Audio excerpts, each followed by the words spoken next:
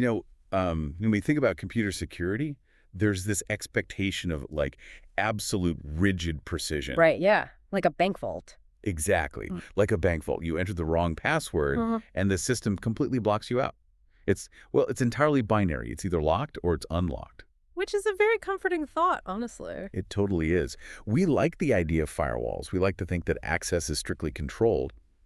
But then you step into the world of human psychology and social influence, and suddenly you realize that our mental firewall has this massive back door. Oh, absolutely. We're looking at a cognitive landscape that is, well, honestly, it's highly hackable. So hackable. I mean, the human mind is essentially just an interlocking system of exploitable mental shortcuts. And the people who know how to manipulate the shortcuts, Right, they don't need to be hackers. no, not at all. They simply need the right words, the right timing, and the right social cues to just bypass our logical defenses entirely. Which brings us perfectly to today's topic. Welcome to another deep dive on the Book Nook. We are here to explore the most impactful and transformative books in self-help, spirituality, psychology, and personal growth. And today's a big one. A huge one. Today we're taking a really profound look at a true cornerstone in the field. We're diving into Influence, The Psychology of Persuasion by Robert B. Cialdini. Yeah, it's just a remarkable piece of work. Dr. Cialdini is an experimental social psychologist, but what makes this specific book so incredibly vital is that he didn't just stay safely tucked away in his university laboratory. Right, analyzing data sets and spreadsheets. Exactly. He actually went out into the field to see how these theories operated in the wild. And I absolutely love his personal motivation for writing this because it is just so relatable. Oh, it really is. He admits right in the introduction that all his life, he has been an absolute patsy. Like he was an easy mark for peddlers, fundraisers, operators of every stripe. He was the guy buying the magazine subscriptions he didn't want. Yes. Or buying tickets to events he had absolutely no intention of attending. He basically just got fed up and wanted to know, like, why do we say yes when our internal monologue is screaming no? And to answer that, he adopted what we could basically call an undercover methodology. Which sounds so cool. Right. For nearly 3 years, he immersed himself in the world of compliance professionals. And just to clarify, by compliance professionals, we mean the sales operators, the door-to-door encyclopedia peddlers, the charity fundraisers, corporate recruiters, advertisers, anyone whose literal livelihood depends on getting a yes. Because if they don't get a yes, they don't eat. Exactly. So Cialdini actually answered newspaper ads for sales trainees. He learned their methods from the inside, and he studied what actually works in the messy, real world of human interaction. So for you listening right now, consider this deep dive your ultimate survival guide for the modern information age. Our mission today is to uncover the 6 fundamental psychological principles that these professionals use to exploit our mental shortcuts. And we really want to help you understand the invisible forces acting on your decisions and, more importantly, how to defend yourself against being manipulated. Because as we dig into this, we're going to find that these principles aren't inherently evil, right? No, not at all. They're actually essential for our survival and societal functioning. But, well, in the hands of someone who knows how to trigger them artificially, they become incredibly potent weapons. So let's start with the biology of it all. Because to understand human behavior, we actually need to take a brief detour into the animal kingdom. Cialdini brings up this concept of the click-whir response. Yeah, the ethologists, scientists who study animals in their natural settings, they've identified what they call fixed action patterns. Okay, fixed action patterns. What does that actually look like? Well, they're basically blind, mechanical patterns of action that occur in virtually the same fashion and in the same order every time they're triggered. Like an instinct. Right. Consider the mother turkey. She is a wonderful, fiercely protective mother, but her maternal instinct is triggered almost entirely by one specific thing, and that's the cheep, cheep sound of her young chicks. Wait, just the sound. So if a chick is sitting right in front of her, but is completely silent, she doesn't recognize it as her own. The research shows she might ignore it entirely or, in some cases, even attack it. That is wild. The visual cues matter far less than the auditory trigger.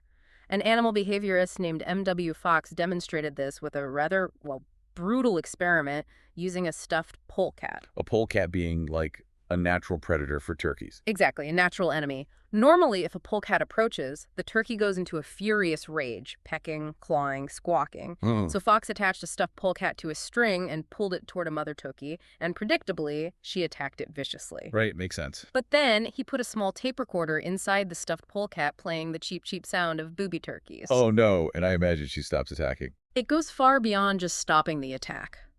Not only did she accept the approaching polecat, she actually gathered it underneath her to warm and protect it. You are kidding. She treated the stuffed predator exactly like her own offspring. But the moment the tape recorder was turned off, the illusion vanished, and she went right back to attacking it. Wow. It is exactly like a keyboard macro on a computer. You press one specific combination of keys, and an entire pre-programmed sequence runs automatically. Click, whir. Click whir, exactly. The trigger happens, and the behavioral tape plays. But the scary part isn't the turkey. The scary part is that humans have our own built-in tape recorders, don't we? We absolutely do. And there's a classic experiment by Harvard social psychologist Ellen Langer that demonstrates this vulnerability just beautifully. Okay, let's hear it. She wanted to test how people respond to requests for a favor. So she had a researcher approach people waiting in a busy line to use a library copying machine. The dreaded Xerox line. Right.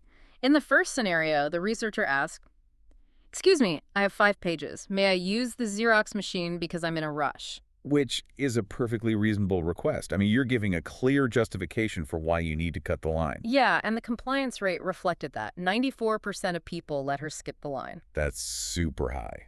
Now, in the second scenario, the researcher just asked the favor without providing any reason whatsoever. Just, "Excuse me, I have 5 pages. May I use the Xerox machine?" And I'm guessing people weren't as happy about that. Predictably, compliance dropped significantly, down to 60%. Makes total sense. People want a reason to be inconvenienced. Right, but the critical data comes from the third scenario. The researcher asked the favor, used the trigger word because, but then provided absolutely no new or valid information. Wait, what did she say? She simply said, "Excuse me, I have 5 pages. May I use the Xerox machine because I have to make some copies?" Because I have to make copies. That is completely redundant. Literally everyone standing in that line is there because they have to make copies. It's an empty statement. Yet the compliance rate shot right back up to 93%. No way. Just from the word because. Just from the word because. Just as the cheap, cheap sound triggered the mother turkey's maternal tape, the word because triggered the human subject's compliance tape. That is mind-blowing. They heard the structural format of a reason, and their brains just went click, whir, automatically accepting the request without even analyzing the actual content of the justification. So, how does this manifest outside of a library line? Like, how are compliance professionals using this against us in the real world? Well, we rely heavily on these structural shortcuts because life is incredibly complex. We don't have the time, energy, or, cognitive capacity to analyze every single detail of every situation. Right, we'd be exhausted. Take the story of Cialdini's friend who owned an Indian jewelry store in Arizona. She had this batch of turquoise jewelry that just would not sell. Was it bad jewelry? No. It was peak tourist season, the price was fair, the display was prominent, but buyers ignored it entirely. She tried moving it to a more central location. She told her sales staff to push it hard. Nothing worked. So she probably assumes it's just a dud product. Yeah. She was leaving for an out-of-town buying trip, and in sheer frustration, she scribbled a quick note for her head saleswoman. It said, "Everything in this display case, price times 1/2. Oh, she just wanted to sell it at a loss to clear the inventory. Exactly. But her handwriting was sloppy. The saleswoman read the 1/2 as a 2.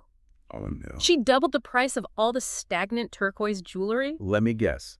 It sold out immediately. Every single piece was gone within days. That is wild. Why? Because the buyers were well-to-do vacationers who didn't really know much about turquoise or native jewelry.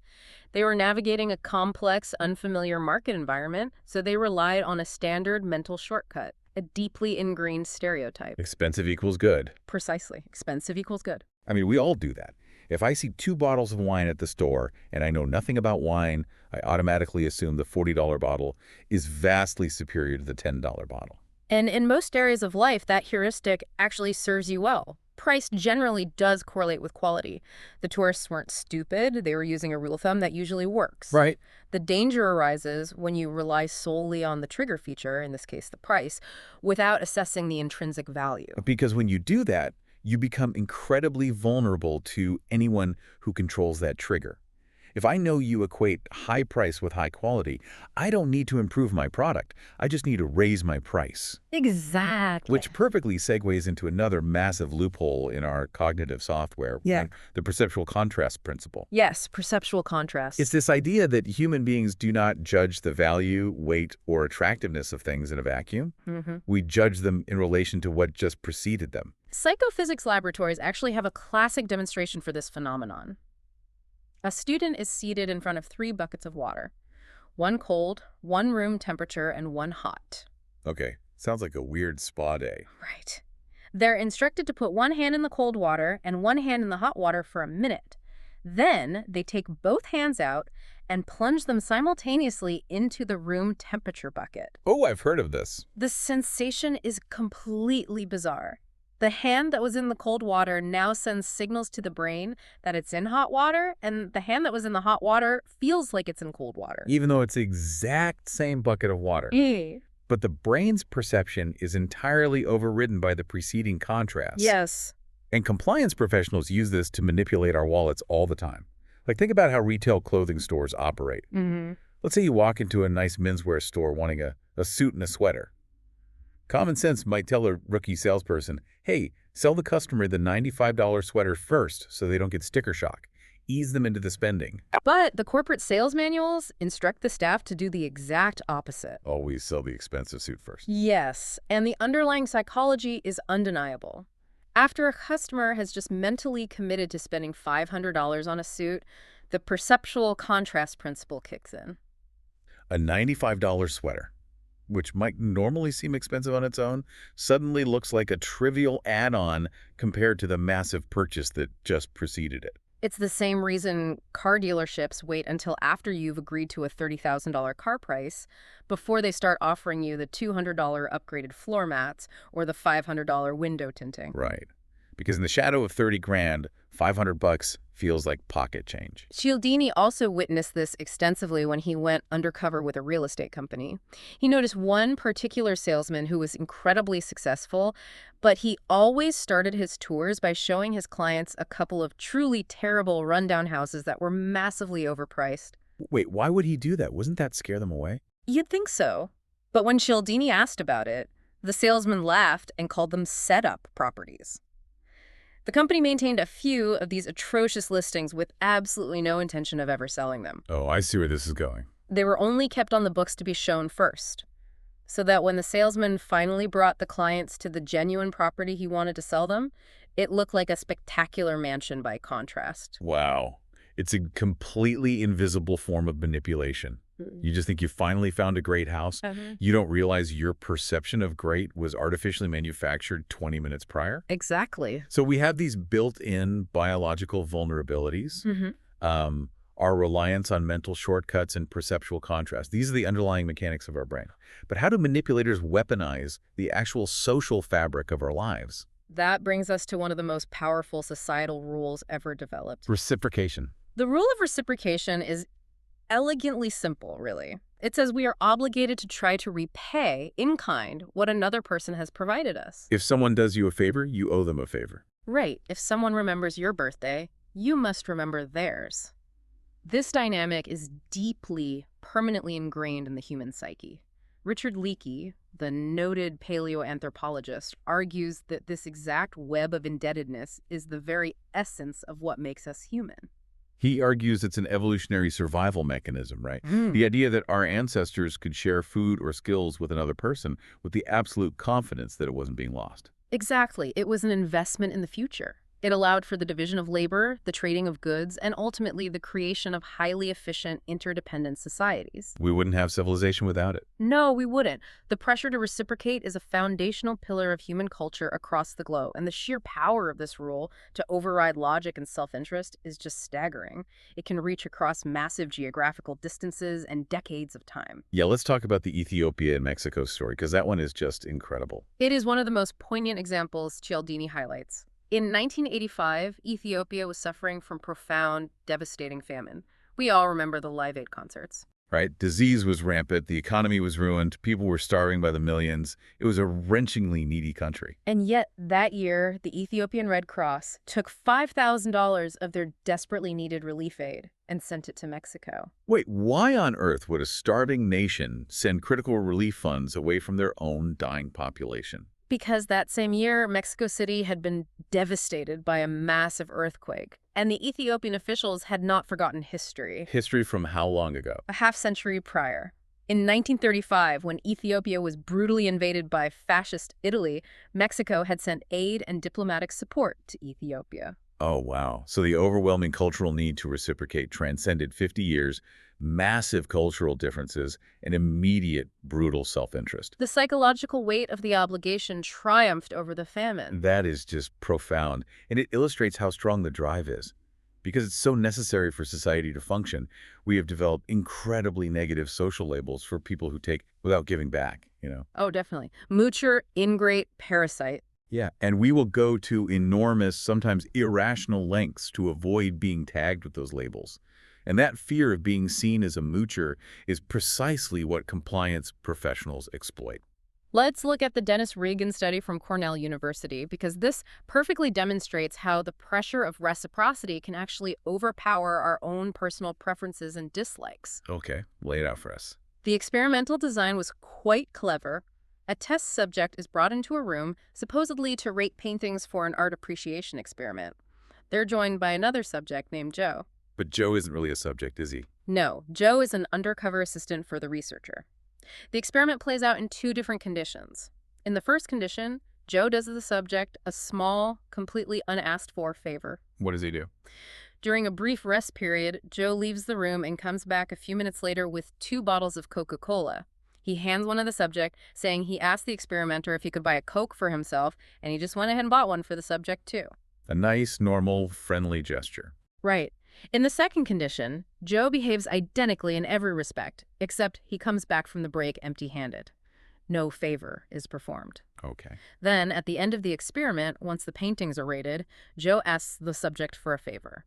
He explains he's selling raffle tickets for a new car, and if he sells the most tickets, he wins a $50 prize. And how much are the tickets? 25 cents each, he says. Any would help, the more the better.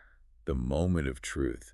How much does a 10-cent bottle of Coke influence a completely unrelated purchase? The data was stark. The subjects who had received the unsolicited Coca-Cola bought exactly twice as many raffle tickets as those who had received nothing. Twice as many. Just from a Coke. The Coke created a tangible sense of indebtedness that had to be resolved. But the most fascinating variable in the Regan study wasn't just the ticket sales. The researchers also had the subjects fill out surveys indicating how much they actually liked Joe. Because common sense dictates that we are much more willing to do favors for people we genuinely like. And the data supported that common sense, but only in the control group. In the condition where Joe gave no Coke, the subjects who reported liking Joe bought significantly more tickets than those who disliked him. Makes sense. But in the experimental condition where Joe gave the Coke, the liking factor was completely obliterated. Wait, really? Yes. Subjects who indicated on the survey that they strongly disliked Joe bought just as many raffle tickets as the subjects who liked him. That is wild. The rule of reciprocity was so overpowering that it didn't matter if they found Joe to be an unsavory, annoying, or unpleasant person. They felt a debt, so they paid up. Which perfectly explains the brilliant, albeit highly manipulative fundraising strategy of the Hare Krishnas back in the 1970s. Ah, yes. So the Krishnas are an Eastern religious sect, and their primary method of funding their temples was soliciting donations in highly trafficked public places, especially airports. But they face this massive public relations problem. Americans found them very strange. Yeah, their shaved heads, their orange robes, their chanting. People were actively avoiding them. The Krishnas were demonstrably not well-liked by the general public. So relying on the public's goodwill was a failing strategy. They needed a new approach, and they pivoted to a benefactor before beggar tactic. Ooh, benefactor before beggar. I like that phrasing. Before ever asking for a donation, a Krishna solicitor would step into the path of a traveler and press a flower into their hand or pin it to their jacket lapel. And if a traveler tried to give it back? If the traveler tried to hand the flower back, the Krishna would hold up their hands and refuse, saying, "No, it is our gift to you." Only after the target was in physical possession of this uninvited gift did the Krishna pull out the donation cup and ask for a contribution. They weaponize the uninvited debt. I love the vivid detail Cialdini provides of watching this unfold at O'Hare Airport. It's quite a scene. He observes a businessman hurrying to a gate. A Krishna steps out, hands him a flower. The businessman looks startled, tries to give it back. The Krishna refuses. You can literally see the internal struggle on the businessman's face. The discomfort is palpable. Right. Finally, with a look of defeated resignation, the man reaches into his pocket, shoves $1 into the cup, and walks away. And what does he do next? He immediately throws the flower into the nearest trash can. And the kicker is, a few minutes later, another Krishna comes along, fishes the flower out of the trash, and cycles it back to be forced onto the next victim. Wow. Recycling at its finest. It's the perfect illustration of how the rule of reciprocity functions. The rule does not require us to have asked for the favor to feel the obligation. It only requires that we receive it. Because the societal conditioning to not be a moocher is so strong that an unwanted gift produces a debt just as effectively as a wanted one. We see this tactic deployed constantly. The Disabled American Veterans Organization noted that a simple, well-crafted mail appeal for donations yielded a respectable 18% response rate. That's not bad. But when they changed the mailing to include an unsolicited gift of personalized address labels inside the envelope, the success rate nearly doubled to 35%. Just for some cheap labels. Yeah. And consider the Amway Corporation's infamous BUG tactic. Oh, the BUG is wondrously devious. Right.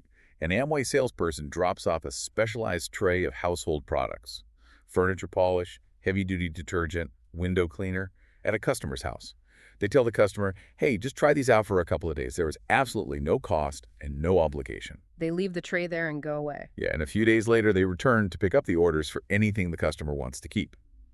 Now, because the customer has inevitably cracked open a bottle of window cleaner and used a few squirts to wipe down a mirror, they feel deeply psychologically indebted. They've consumed a portion of a gift. Exactly. The trap is sprung. They end up buying products they don't even need just to relieve the agonizing psychological burden of the unearned debt.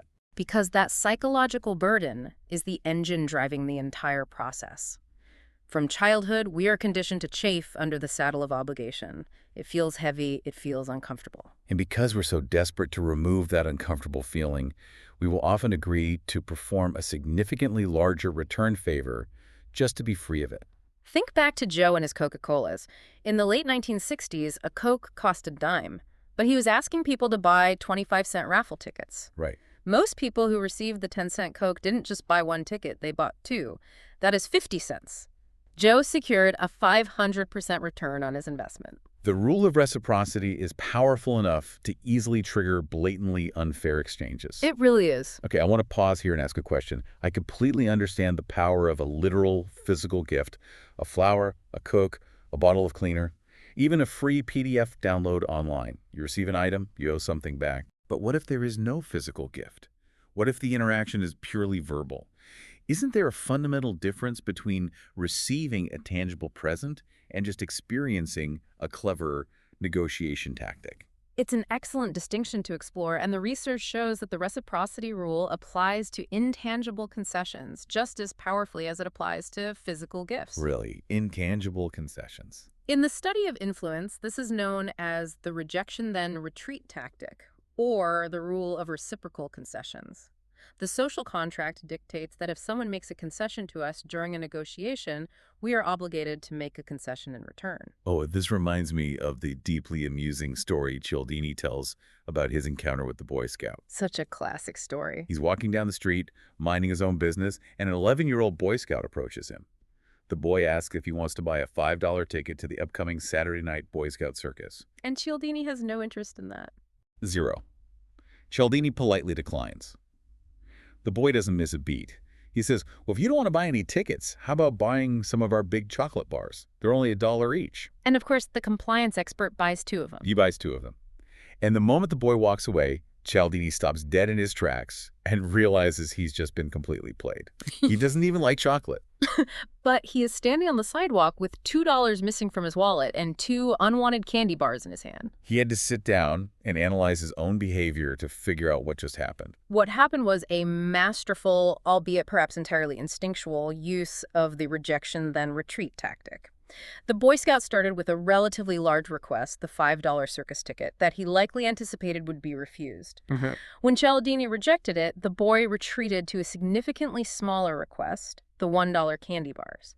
In the framework of social interaction, retreating from a large request to a smaller one is viewed as a concession. And because the boy made a concession, Cialdini felt the crushing, invisible weight of the reciprocity rule demanding that he make a concession in return. His only available avenue for a concession was to comply with the second request. If he had said no to the candy bars too, he would have felt like a terrible, inflexible person. And the brilliant, almost terrifying thing about this tactic is that it harnesses both reciprocity and the perceptual contrast principle we talked about earlier. Oh, definitely. Not only is the $1 candy bar a social concession, but compared to the $5 ticket, it feels incredibly cheap. The contrast effect amplifies the reciprocity effect. The combination of those two psychological forces is incredibly potent. If you look at the historical data, it explains one of the most baffling political blunders in modern American history. Are you talking about the Watergate break-in? Yes, the Watergate break-in. Oh, this is my favorite part of the book. Because from a purely logical, objective standpoint, the Watergate break-in made absolutely zero sense. No, not at all. Richard Nixon was already heading for a massive landslide victory in the 1972 election. The Democratic National Committee headquarters didn't hold any secret, campaign-destroying information.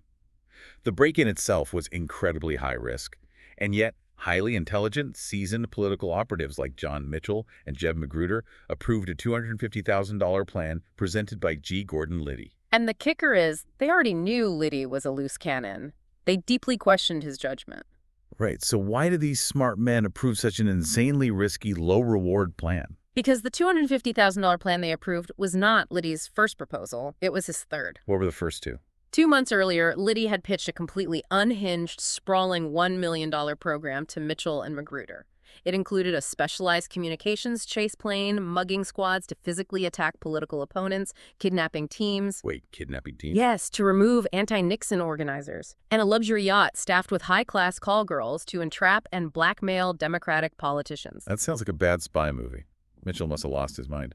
Mitchell, understandably, flatly rejected it as absurd. A week later, Liddy came back with a reduced $500,000 plan.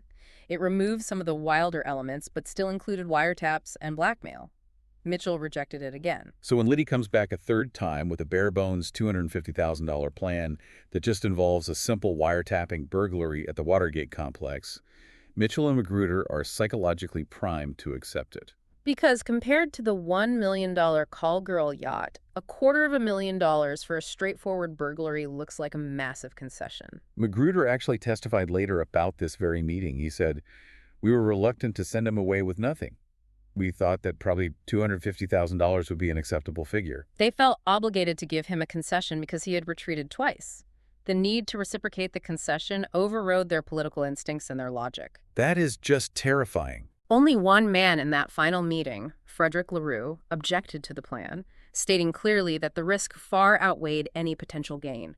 And it's highly instructive from a psychological standpoint that LaRue was the only person in that room who had not been present for the first $2 million proposals. He wasn't blinded by the perceptual contrast. Exactly.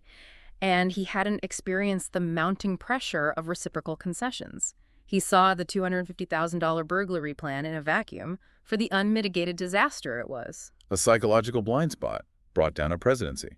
So how do we defend ourselves?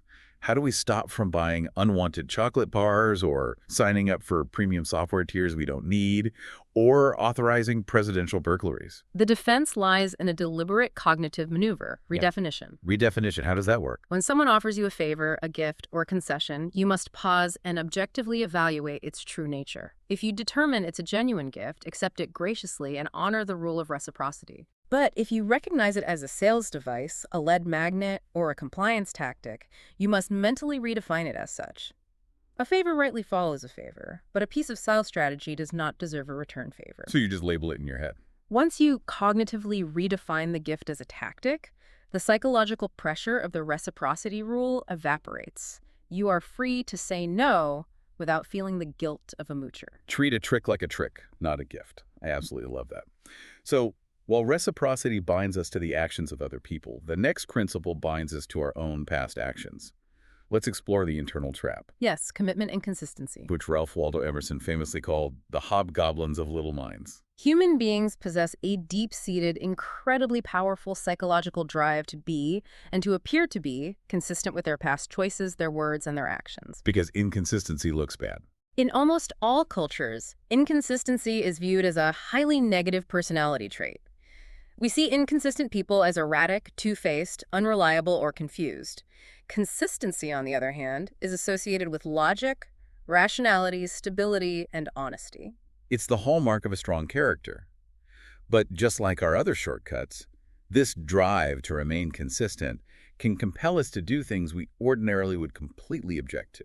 And the craziest part is how quickly this drive takes over. It happens almost immediately the second we make a choice. Tell them about the racetrack study. Yeah, there was a fascinating study done by Canadian psychologists at a local horse racing track. They interviewed bettors standing in line to place a bet, and then interviewed them again seconds after they left the window. So pre-bet and post-bet. Exactly. They found that people are vastly more confident in their horse's chances of winning immediately after placing the bet than they are just 30 seconds before laying down the money. The horse hasn't changed his training, the track hasn't changed, the mathematical odds are exactly the same. But the bettor's mind has radically changed. By putting down the money, they made a definitive commitment. And to remain consistent with that commitment, their brain generates a massive wave of artificial confidence to justify the choice. That act of making a commitment is the crucial mechanism. Once a stand is taken, there is a natural, almost overwhelming tendency to behave in ways that are stubbornly consistent with that stand. And compliance professionals understand that if they can get you to make a small, seemingly trivial commitment, they can use the resulting consistency pressures to trap you into a much larger compliance later on. In sales and psychology, this is famously known as the foot in the door technique. Yes, the foot in the door. The experiment that proved the power of this technique is just mind-blowing. Psychologists Friedman and Fraser went door to door in a middle-class California neighborhood, making a completely preposterous request. It really was absurd. They showed homeowners a picture of a beautiful house, completely obscured by a massive, poorly lettered, ugly billboard that read, "Drive carefully." They asked the homeowners if they would be willing to have this monstrosity installed on their front lawns. Understandably, the vast majority, 83% of people, said absolutely not. But the researchers had a second group of residents in that same neighborhood. When this second group was asked to put up the massive, ugly billboard, a staggering 76% of them enthusiastically agreed. Why the massive difference? Because 2 weeks prior, a different volunteer had come to their doors and asked them to perform a tiny, almost trivial favor, signing a petition supporting state beautification. Just signing a piece of paper. It takes 5 seconds and costs them nothing. Yes. But that seemingly insignificant action fundamentally altered their self-image. By signing that petition, they began to view themselves internally as public-spirited citizens who take active steps to improve their community. So when the researchers came back 2 weeks later, When they came back with the massive billboard request, the homeowners complied in order to be consistent with their newly formed self-image. They were no longer acting based on whether they liked the billboard. They were acting in accordance with who they now believed themselves to be. it's exactly like drawing a line in the sand. You ask someone to step over it, just one tiny step. But once they step over it, their brain erases the line and builds a brick wall behind them. They can't go back because their identity has shifted to accommodate the new territory. And this psychological phenomenon goes to incredibly dark places when you look at how it has been weaponized by governments during times of war. The historical evidence is chilling. We see the most systematic application of this in the Chinese POW camps during the Korean War. Right. The Chinese communists were remarkably successful at getting American prisoners to inform on one another and to collaborate with their captors. What makes this so striking is that they largely avoided using brutal physical torture to achieve this.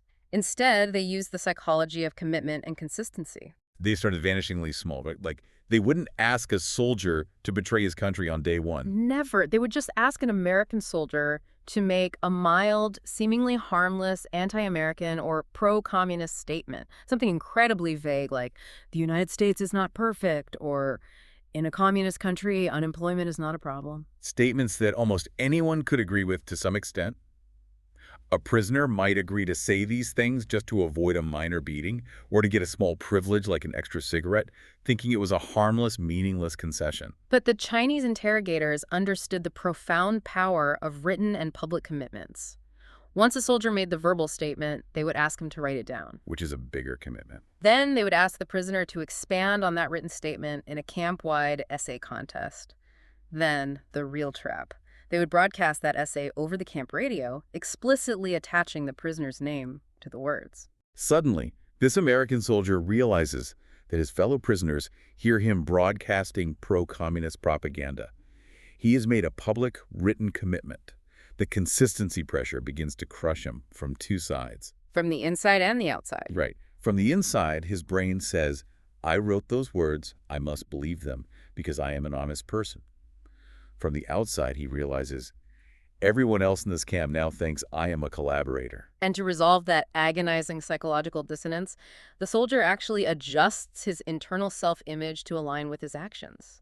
He becomes a collaborator because he needs to be consistent with the piece of paper he signed weeks ago. What's truly fascinating, from a cognitive perspective, is how these commitments, once deeply internalized, begin to grow their own legs. Grow their own legs, yes. As a person alters their self-image to be consistent with a commitment, they will unconsciously invent new reasons, new justifications to support that choice. The compliance professional doesn't even have to do the work of convincing them anymore. The victim's own brain takes over the heavy lifting. And this internal justification mechanism is the core of the notorious lowball tactic. Oh, let's talk about the lowball. Cialdini saw this constantly when he went undercover at a Chevrolet dealership. Yeah. Here's how it works. A car dealer offers a customer a fantastic, almost unbelievable price on a new car, maybe $400 below the competitors. A great deal. The customer is thrilled and commits to buying the car. They sign the initial forms.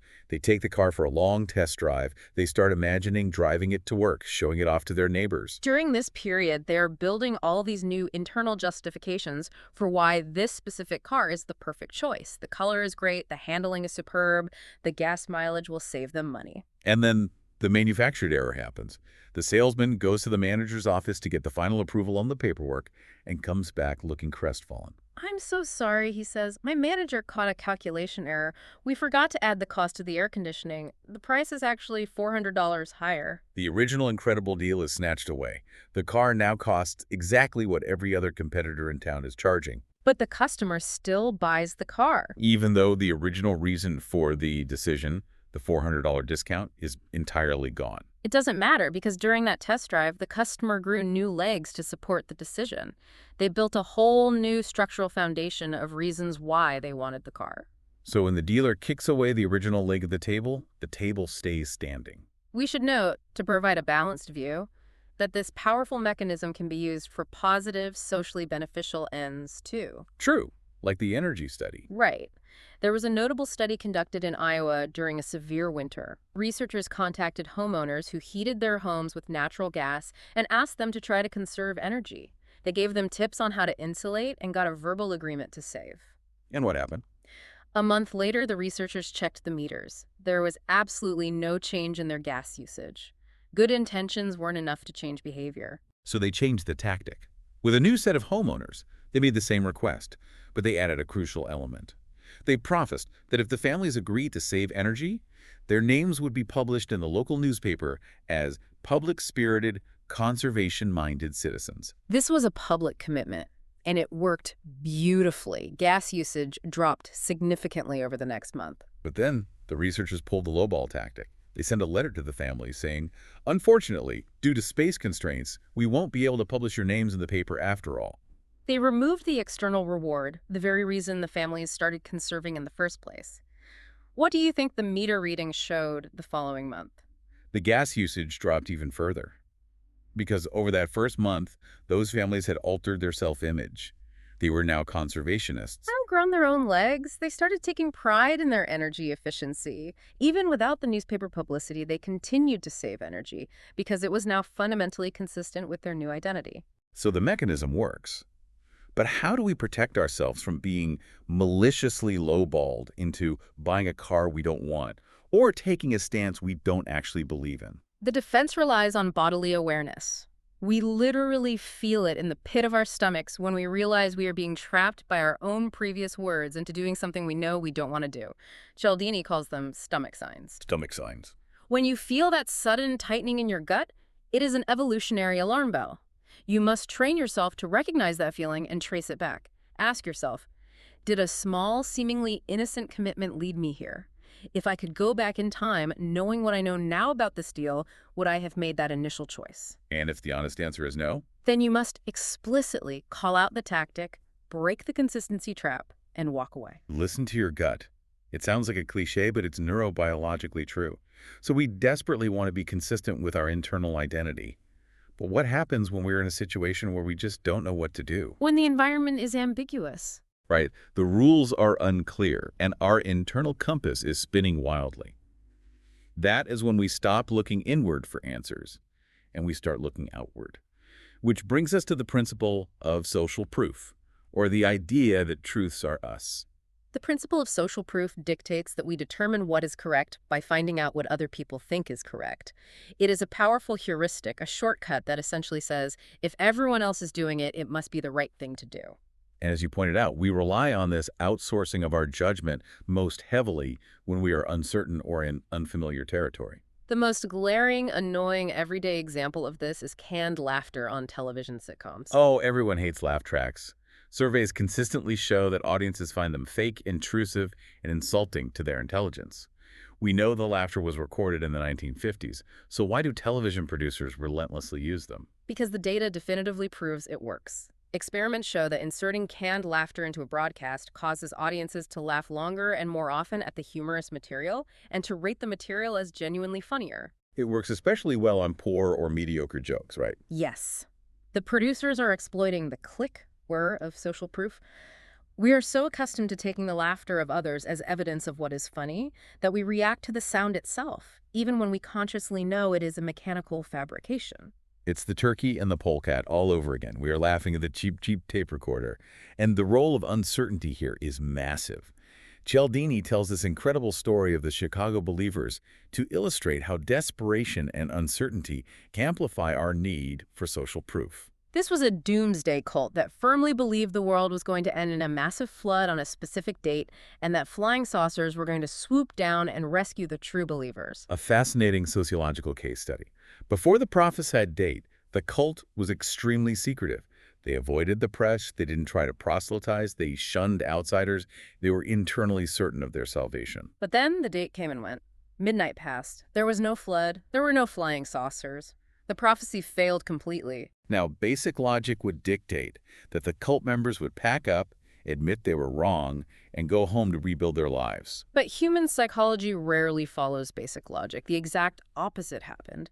The moment they realized the prophecy failed, they suddenly became desperate for converts. They started calling newspapers, handing out flyers, preaching in the streets. Why this sudden dramatic shift? Because their internal certainty had been utterly shattered. They were faced with the terrifying, psychologically agonizing reality that they had given up their jobs, their homes, and their reputations for a lie. The cognitive dissonance was unbearable. The only way to restore their faith, to resolve that agonizing uncertainty, was to manufacture social proof. If they could convince new people that their beliefs were true, then those beliefs would become true again in their minds. They needed the validation of the crowd to fix their broken reality. That is wild. They use social proof as a bandage for their fractured worldview. But social proof isn't just about obscure cults. It can have deadly consequences in everyday life. Yes, the bystander effect. Exactly. We have all heard of the bystander effect, where a crowd of people watches an emergency happen on a street and no one steps in to help. The media usually blames this on the cold apathy of modern city dwellers. People just don't care anymore. But Cialdini argues it's not apathy at all. It's a phenomenon called pluralistic ignorance. Pluralistic ignorance. The mechanics of that are just tragic. Imagine a man collapses on a busy New York sidewalk. As a passerby, you see him, but you aren't entirely sure if it's a genuine emergency. Is he having a heart attack, or is he just a drunk who passed out? Is he an actor in a prank video? Because you are uncertain, you look around at the other people on the street to see how they are reacting. But what you forget is that everyone else is doing the exact same thing. They are secretly glancing around to see what the correct behavior is. So you have a crowd of people, all trying to look calm and collected while secretly searching for clues from everyone else.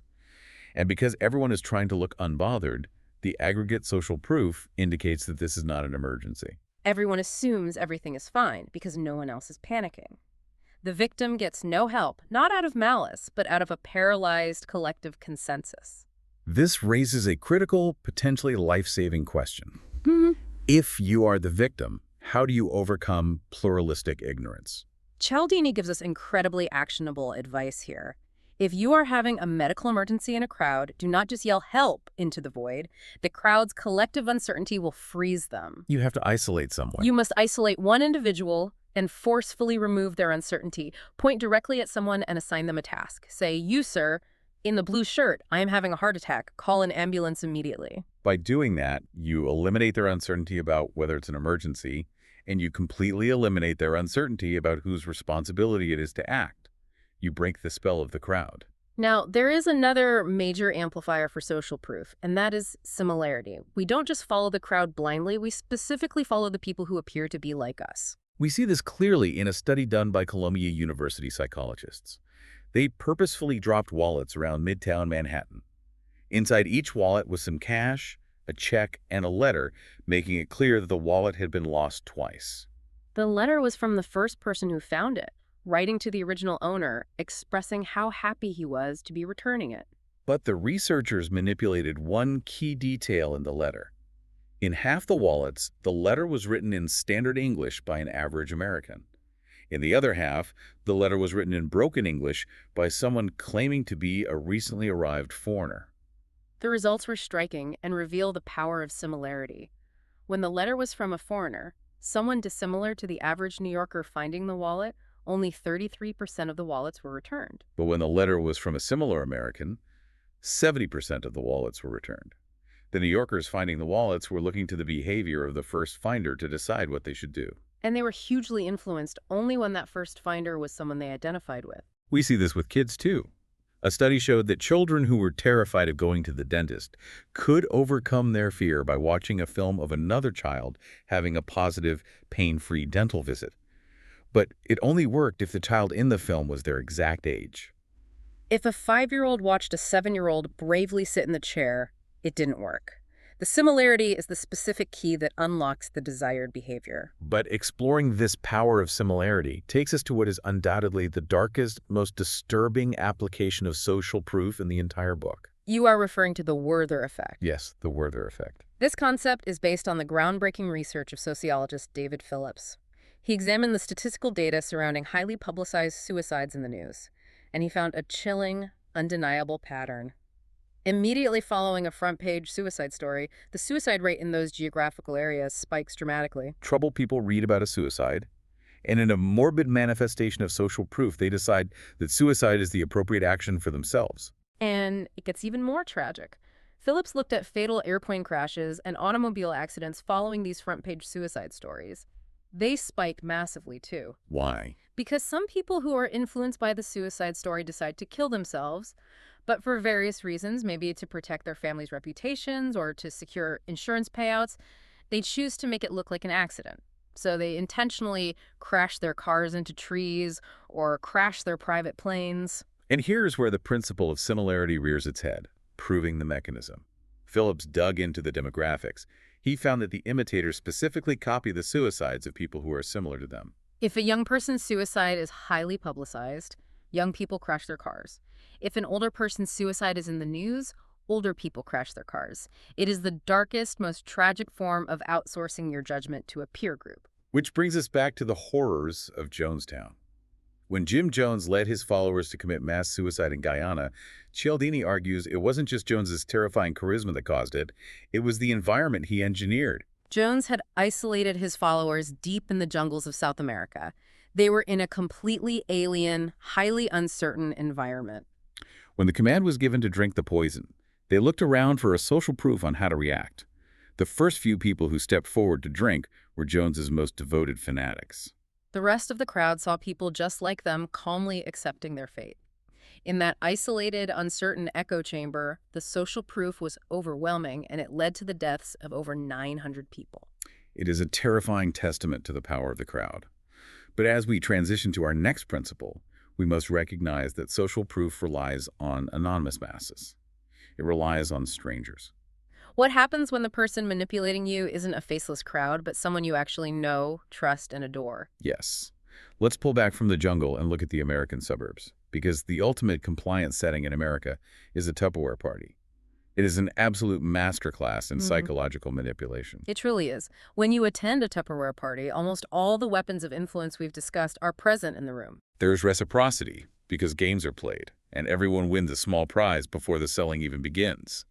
There is commitment, because guests are encouraged to publicly describe the benefits of the Tupperware they already own. There is social proof because as people start buying, it validates the product's quality to the hesitant guests. But the real power, the absolute genius of the Tupperware party, is the rule of liking.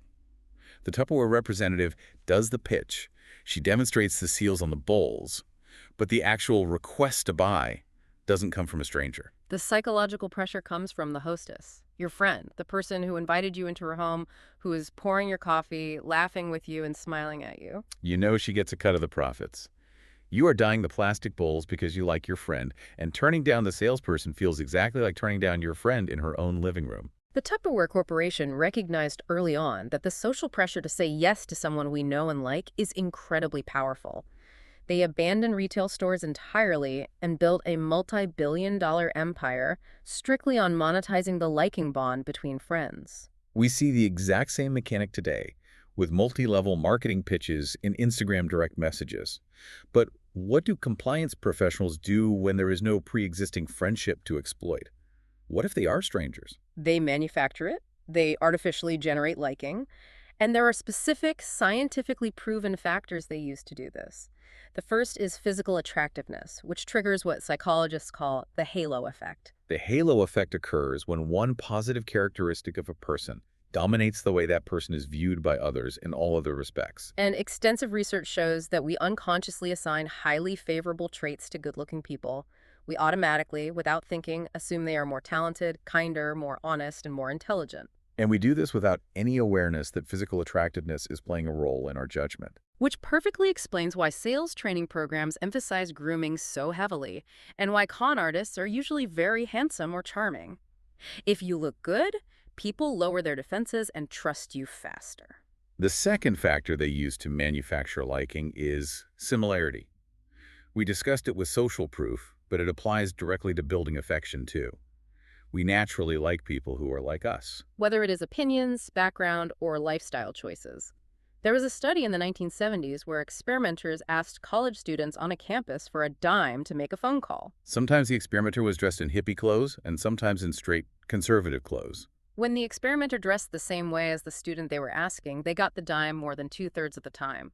When they dressed differently, they got the dime less than half the time. Today, compliance professionals will mirror your posture, claim to have the same obscure hobbies, or say they grew up in a similar town, all to build that rapid, artificial affinity. The third factor is compliments, and for this we have to talk about Joe Girard. Joe Girard was listed in the Guinness Book of World Records as the world's greatest car salesman. He sold an average of 5 cars and trucks every single day for 12 years. That's a staggering volume. And his formula was surprisingly simple. Offer a fair price and be someone they like to buy from. To ensure they liked him, every single month he sent a greeting card to all his 13,000 former customers. Inside the card, the message never changed. Regardless of whether it was Thanksgiving or Valentine's Day, it just said, "I like you." 13,000 cards a month, explicitly stating, "I like you." To a rational observer, it seems absurdly transparent. You would think people would see right through it. But Girard understood a fundamental truth. Human beings are phenomenal suckers for flattery. We tend to believe praise, and we tend to like the people who provide it, even when we consciously know they have a financial motive for flattering us. It's amazing how easily our ego overrides our logic. Now, I understand how flattery and looking nice builds affection, but let's look at a different dynamic. Think about the classic good cop, bad cop routine we see on every TV police procedural. The bad cop is screaming, kicking chairs, and threatening maximum sentences. Then the good cop steps in, calms things down, offers the suspect a coffee, and acts like a friend. How does that fit into the liking rule? That fits perfectly into the next factor of liking, contact and cooperation. Establishing a team dynamic is incredibly powerful for building affection. In the good cop, bad cop scenario, the suspect is facing a terrifying common enemy, the bad cop, or the strict, unforgiving legal system. The good cop establishes himself as a teammate, someone who is working with the suspect to help them out of a jam. By manufacturing cooperation against a common enemy, the good cop creates deep, immediate affection and compliance. We see this exact dynamic in car dealerships, too, when the salesman does battle with his ruthless manager to get you a better price. He's framing himself as your teammate against the dealership. He's on my side, we're in this together. Which brings us to the final factor of liking, the association principle. This is the idea that things are judged by the company they keep. It's why car commercials feature beautiful models standing next to the cars. The advertisers hope the positive feelings and physical attraction you have toward the model will subconsciously transfer to the automobile. We see this extensively in politics and business with the luncheon technique. Psychological research shows that people become much more fond of the people and the ideas they experience while they're eating a good meal. The positive, warm feelings generated by the food physically transfer to the ideas being discussed over the table. And we do it ourselves all the time. Think about sports fans. It's a phenomenon called basking in reflected glory. When the local football team wins a championship, the fans say, "We won. We looked great out there. We dominated." They aggressively associate themselves with the victory. But when the team loses horribly, it's never we. It's they lost. They threw the game away. They played terribly. We desperately try to link ourselves to success and distance ourselves from failure to improve our own public image. So, given all these subtle levers, how do we defend against the friendly thief? Because you can't easily block out a person's physical attractiveness or their subtle similarities or their flattery. They operate entirely on an unconscious level. Exactly. If you try to analyze every compliment or every shared hobby for a hidden motive, you'd become completely paranoid. You couldn't function in society. Therefore, the defense must focus on the effect rather than the causes. You have to monitor your own internal emotional state. If you are negotiating to buy a car or talking to a new vendor and you suddenly realize, wow, in the 25 minutes I've known this person, I really, really like them, that rapid surge of affection is your alarm bell. You are liking them too much, too quickly. The moment that alarm goes off, you have to hit pause and mentally separate the salesperson from the product. You are not buying the charming salesman who happens to love the same obscure indie band you do. You are buying the car. You have to force yourself to focus entirely on the objective merits of the deal. Liking is a soft, warm, friendly method of persuasion. We want to say yes because it feels good. But sometimes compliance isn't requested with a smile and a compliment. It is demanded from the top down. Which perfectly transitions us into the principle of authority, or directed deference. This rule restricts our choices by decree. And to understand how terrifyingly powerful our blind obedience to authority is, we have to look at one of the most famous studies in psychology, the Milgram experiment. Stanley Milgram's obedience studies are some of the most profound and chilling in the history of science. A volunteer subject comes into a lab to participate in what they are told is a study of memory. The researcher in charge, wearing a crisp gray lab coat, instructs the volunteer to deliver electric shocks to another participant, the learner, every time the learner makes a mistake on a memory test. With each mistake, the volunteer must increase the voltage all the way up to a clearly marked, deadly 450 volts. Now, the learner is actually an actor and no real shocks are being delivered, but the volunteer doesn't know that. As the shocks increase, the actor starts screaming in pain, banging on the walls, pleading about a heart condition, and eventually falls completely silent, simulating unconsciousness or even death. It's horrific. And yet, when the volunteer subjects hesitate, sweating and trembling, the researcher in the lab coat simply says, calmly, "The experiment requires that you continue." And the deeply unsettling, paradigm-shifting result was that the vast majority of subjects, around 65%, continued to administer the shocks all the way to the maximum 450 volts. They were physically agonizing over it, they were begging to stop, they were digging their fingernails into their own flesh, but they obeyed. Why? Milgram concluded it was not out of sadism or suppressed aggression. It was due to a deeply ingrained, unthinking deference to authority. The researcher in the lab coat represented the legitimate, established authority in that laboratory setting, and the subjects simply could not bring themselves to defy him. It makes sense sociologically. We are trained from birth. The obedience to proper authority is correct. Parents, teachers, judges, doctors. And most of the time, following expert advice is the smartest shortcut. You don't argue with a surgeon about how to perform a bypass. But we get so used to this shortcut that we start responding in a click, whir fashion to the appearance of authority rather than the substance. We prioritize the connotation over the actual content. A perfect, somewhat amusing example of this is a classic television commercial for Sanka decaffeinated coffee. It featured the actor Robert Young earnestly praising the health benefits of Sanka. Now, Robert Young had absolutely no medical credentials whatsoever, but he had played the role of Marcus Welby, MD, on a highly successful television show for years. The audience was so influenced by his association with a doctor's authority that they accepted his medical advice on caffeine and heart rates. The mere appearance of authority was enough to trigger compliance. And con artists know exactly what symbols to fake to trigger that automatic deference. Cialdini identifies three main fakeable cues.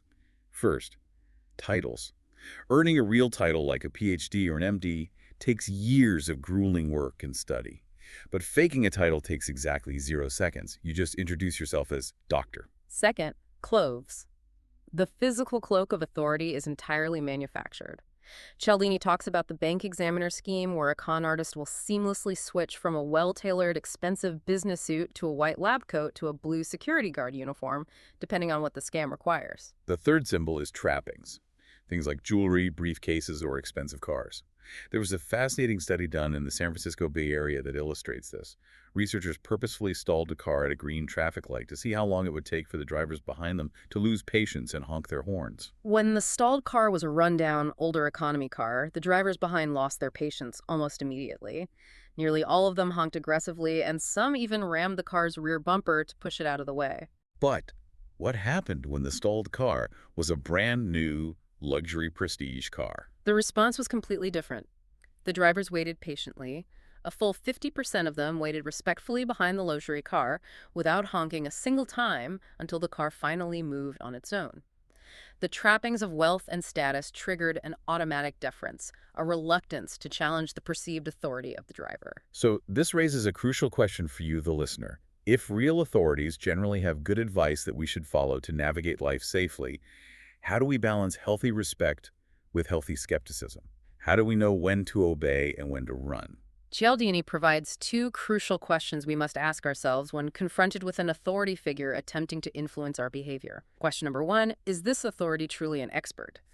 This question forces us to look past the symbols, the lab coat, the luxury car, the impressive title, and focus on their actual credentials. Are their credentials relevant to the topic at hand?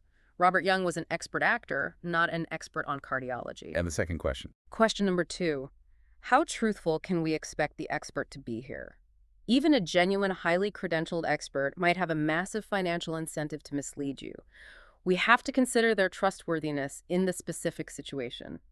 What do they stand to gain by convincing us to buy this product or take this action? But watch out, because compliance professionals know we are evaluating their trustworthiness. They are a step ahead. They use a brilliant tactic where they argue against their own interests slightly to establish immense credibility. Avis Rent-A-Car famously ran the ad campaign, "We're number 2, but we try harder." Listerine advertised its mouthwash as "the taste you hate twice a day." By freely admitting a minor flaw, they prove their honesty, making you vastly more likely to believe them when they pitch the major benefits of their product. It's a psychological jujitsu move. They sacrifice a small truth to sell a larger agenda. Now, while authority restricts our choices by decree, our final principle restricts our choices by threatening our access to the very things we want. We have arrived at the final weapon of influence: scarcity or the rule of the few. This is the psychological principle that makes us desperately want what we cannot have. It creates an absolute illusion of value. We see this relentlessly in retail and e-commerce. The limited number tactic. We only have 2 of these TVs left in stock. Or the time limit tactic. This flash sale ends at midnight. The power of scarcity rests on 2 distinct sources. The first is our familiar reliance on shortcuts. Things that are difficult to possess are typically better than things that are easy to possess. Rare things are valuable. But the second source of power is unique to scarcity, and it's grounded in a profound concept called psychological reactance, developed by psychologist Jack Brem. Let's explore psychological reactance because this explains so much of human stubbornness. The theory states that whenever our free choice is limited or threatened, the need to retain our freedoms makes us desire them, and the goods associated with them significantly more than before. As opportunities become less available, we lose freedoms, and human beings absolutely hate to lose freedoms. This perfectly explains the Romeo and Juliet effect. Why did those 2 teenagers fight so hard to be together to the point of ultimate tragedy? Because their parents forbade it. A fascinating study of couples in Colorado found that when parents aggressively interfere with a teenage romantic relationship, it doesn't break them up. It actually deepens their bond and increases their desire for marriage. They are reacting against the restriction of their personal freedom. And this extends far beyond teenage romance. It impacts how we process information and censorship. At the University of North Carolina, students learned that a speech opposing co-ed dorms was going to be officially banned on campus by the administration. The result. The students didn't just want to hear the speech more, they actually shifted their beliefs to agree with the banned position without ever hearing a single argument from the speaker. Just the sheer act of restricting the information made it vastly more persuasive. That is wild. Now, there are specific conditions where scarcity works best. Psychologist Stephen Warshall ran a famous cookie experiment that mapped this out. He had participants taste and rate a chocolate chip cookie. Half the time, the cookie came from a glass jar with 10 cookies. The other half, it came from a jar with only 2 cookies. Predictably, the cookie from the jar of 2 was rated as more desirable and more attractive.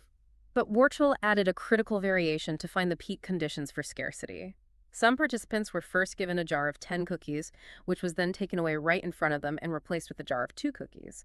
So they experienced a newly scarce item.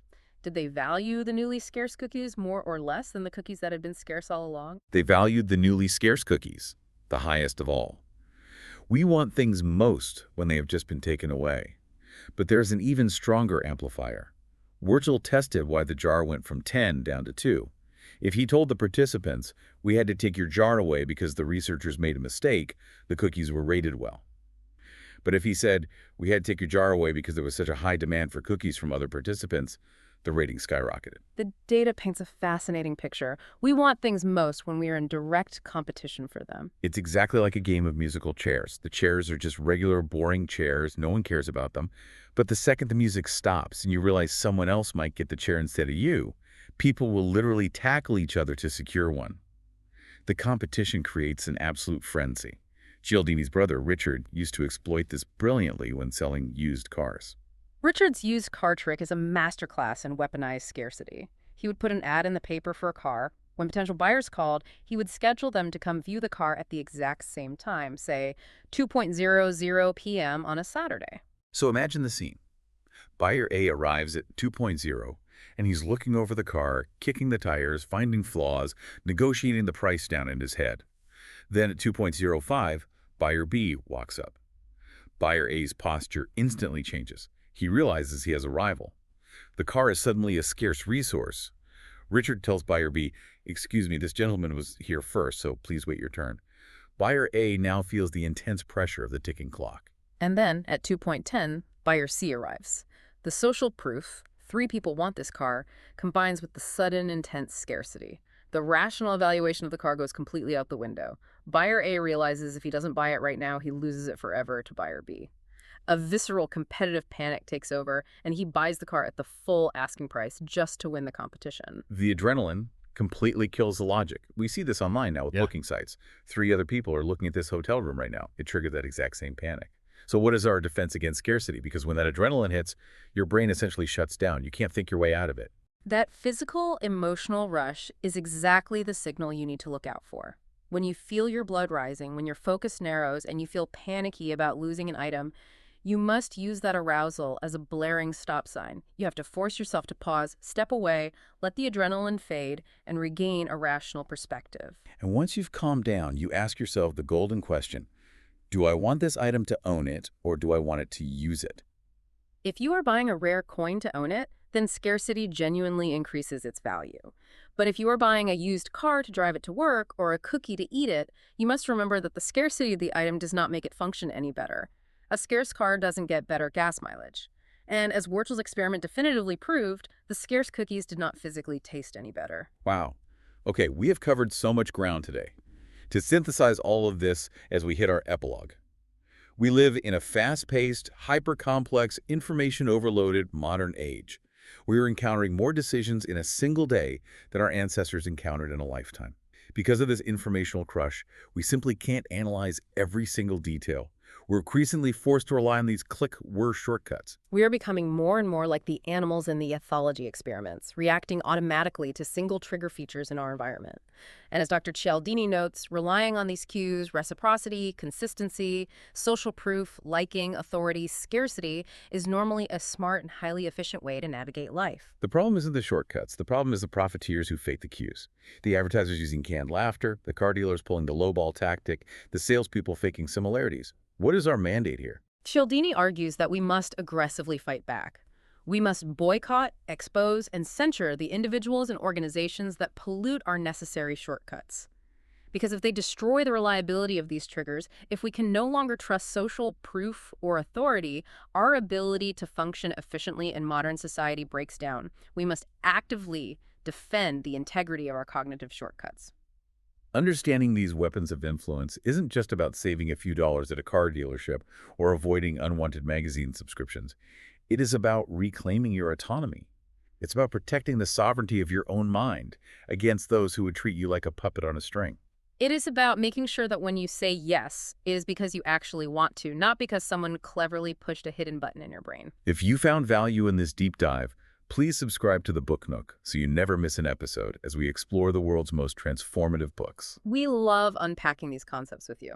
And we want to hear from you. Drop a comment below and tell us which book you'd like us to explore next. We read every single one. Thank you for joining us today, and until next time, keep your mental firewalls updated. And I will leave you with this final thought to mull over. If our modern hyper-connected world forces us to use these mental shortcuts more than ever before, are the algorithms shaping our social media feeds the ultimate compliance professionals, quietly pushing our click-word buttons at scale?